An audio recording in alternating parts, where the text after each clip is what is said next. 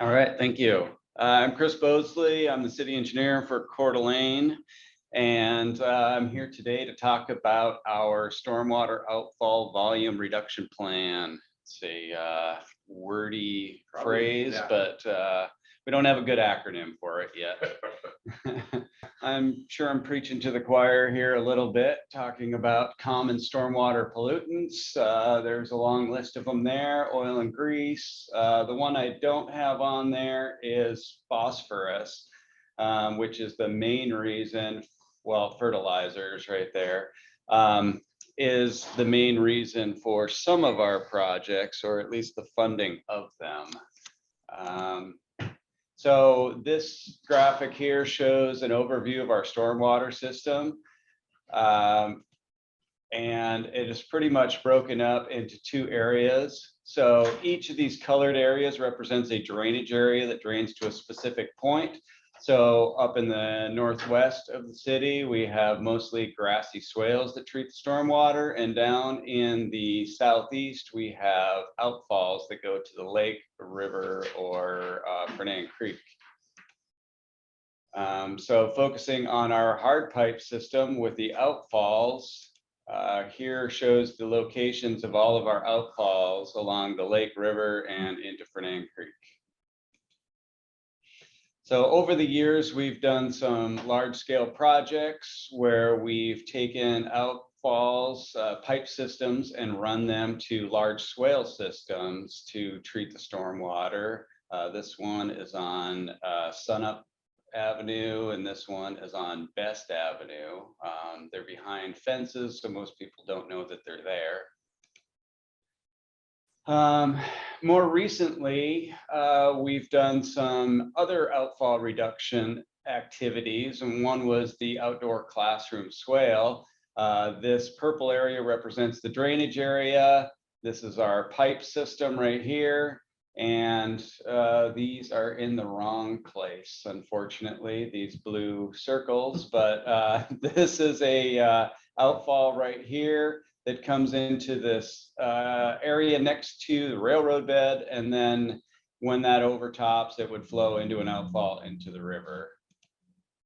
The Four Corners BLM Corridor Master Plan was our guidance on this project, and right here it says outdoor classroom. It actually pointed to an area over here, but it made more sense to put it over here because of where the outfall was located.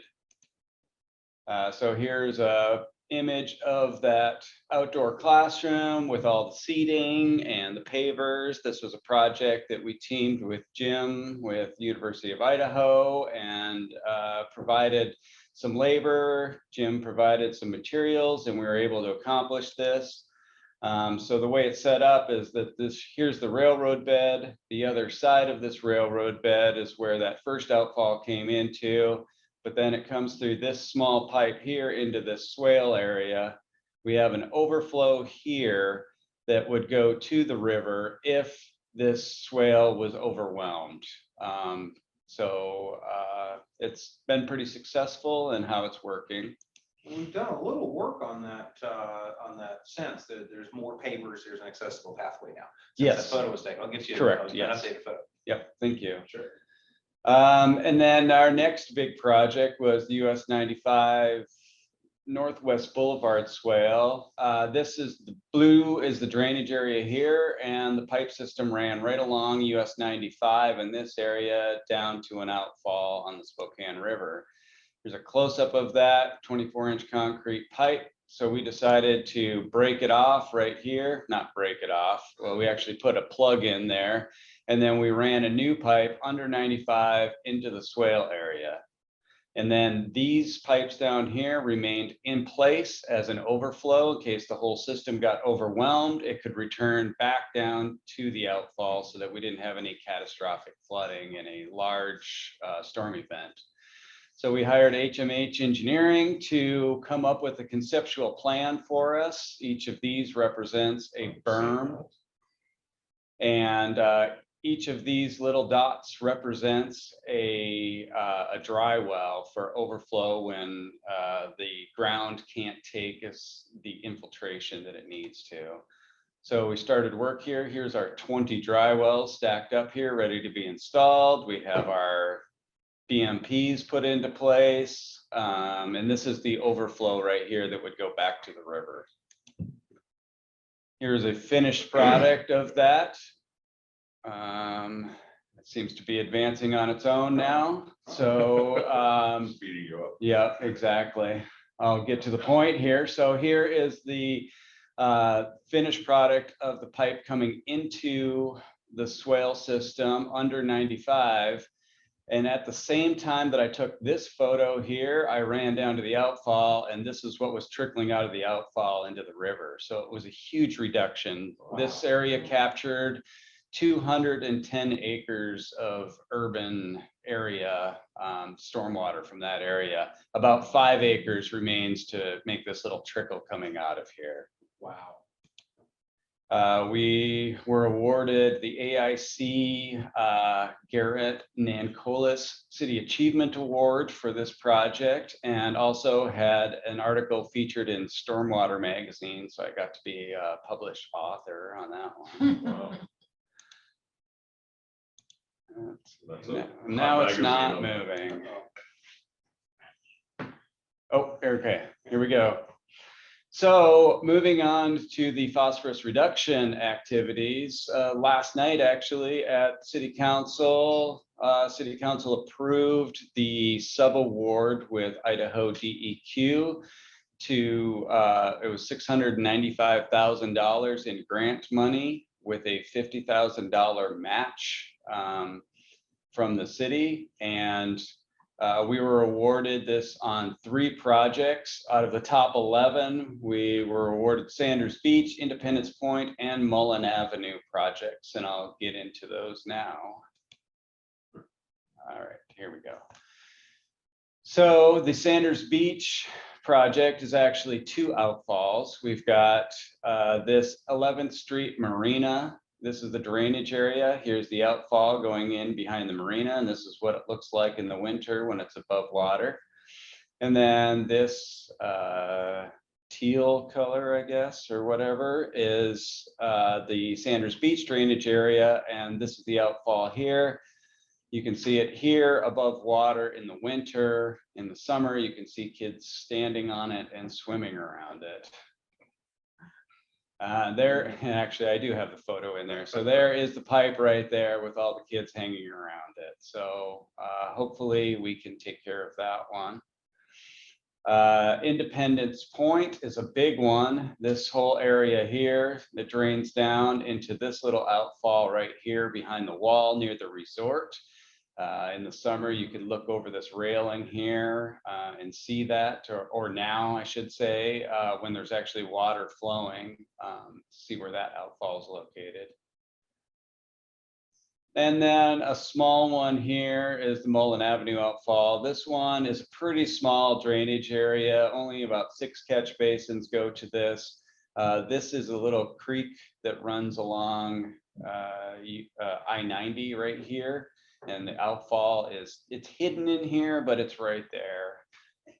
Isn't that like a sort of rerouted French Gulch basically, or something like that? Or is it just there are 2 different drainage areas that come in. One's on one side and one's on the other, I believe. Okay, and ITD is actually looking at unbraiding those and removing them from their stormwater system with the widening of I-90. That's one of the things they're looking at. I just found out about that recently. Interesting. So one of our options for treatment that we're looking at in some of these areas, I mean, most of them we're going to try to accomplish with our traditional swales, but it all depends on available property that we can find and elevations of stormwater pipes and the adjacent ground.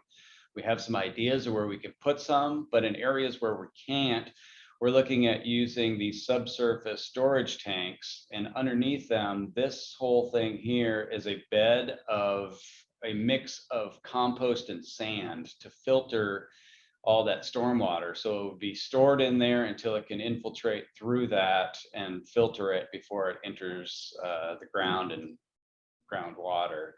here's what they look like under construction. They look like milk crates and they just stack together. We're actually using them on our Kathleen Avenue project where we don't have any right of way to build swales. And these will actually be beneath the road surface in that situation. The Sanders Beach 11th Street Marina area, we're looking at possibly using the East Tubbs Hill parking lot and putting them under the parking lot in that area, so we don't take up any park space. So they plug up or anything over time, or they could. So this right here is actually an example of a trash filter to keep things out of it. And then they will actually have maintenance ports in them that look like manholes. And we have a jet truck that we would use to. really small guy that crawls down in there. Yes, right. Put our smallest man down in there. Yes. And then the last one that I wanted to talk about, which isn't part of the IDEQ grant, is our La Crosse Avenue swale. And so this green area here represents the drainage area that drains to this outfall that goes under Bella Reeve. Show you a graphic. Well, this is actually another example of using something that was called out for in the Four Corners BLM Corridor Master Plan, because this property here is the BLM corridor. And in it, it called for a water quality demonstration project where it shows this little stream bed running through here. And this was kind of connected to the outdoor classroom concept that was on the other side of 95 from here. So we used that to discuss with BLM and got permission to go ahead and start moving dirt on this. So to tell you where this, or show you where this is at. So this is Northwest Boulevard here. This is Lakewood coming into the Riverstone area. Well, this now connects down here. There was an extension put in, and Union Avenue was installed here with as a small development. Well, we've connected onto that here and run that all the way out to Northwest Boulevard. This intersection is signalized now, which will be great for pedestrian bicycle access to the school that's right up here. But with that, we have future soccer fields, pickleball courts that are just rough graded in, a parking lot that's finished, future bathroom. But with that, here is that BLM property here. This is all on BLM property also as part of that master plan. But down in this area, we had a great opportunity. And so we developed, it's hard to see from this, but this is the contours from a design that's underway right now. And this is the finished La Crosse Avenue and the parking lot that I just showed you in that exhibit. This is an aerial photo that was taken recently. This area right here is where that large swale is going to go. And it's going to take this outfall pipe that comes right through here, and it's going to divert it into this swale that runs along here, and it's going to look like a natural stream bed. And then it'll have an overflow system so that in a very large storm event, the storm water could be routed to the river so it doesn't flood nearby properties or anything like that. So that'll be under construction very shortly here. They're just working out the last of the design and getting approval from Bureau of Land Management on that. And that pretty much summarizes our stormwater projects that we have in the making right now. So Fantastic, cool stuff.